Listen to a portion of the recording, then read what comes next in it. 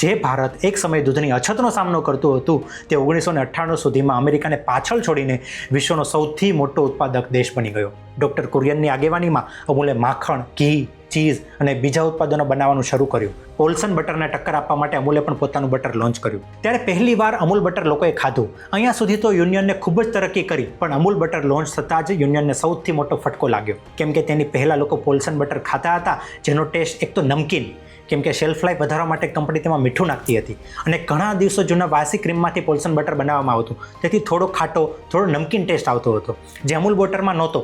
કેમ કે અમૂલ પ્રખ્યાત હતી ફ્રેશ પ્રોડક્ટ અને ક્વોલિટી માટે. અમૂલ બટર ફ્રેશ તાજા ક્રીમમાંથી બનતું હોવાથી માર્કેટમાં ટેસ્ટ અને તેના કલરના લીધે ફેલ થયું. કેમ કે પોલ્સન કંપનીનું બટર ગાયના દૂધનું હોવાથી થોડું પીળું પણ હતું, જ્યારે ભેંસના દૂધનું બટર સફેદ બનતું. અમૂલ બટરને બચાવવા અમૂલે થોડું સોલ્ટી અને યલો કર્યું, જેથી પોલ્સન બટર જેવું જ બટર બનવા લાગ્યું.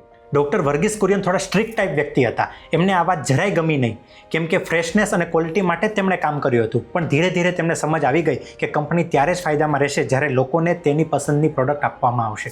અને એ પછી તો અમૂલ બટર એટલું પોપ્યુલર બન્યું કે તેણે માર્કેટમાંથી પોલ્સન બટરને લગભગ ગાયબ જ કરી દીધું.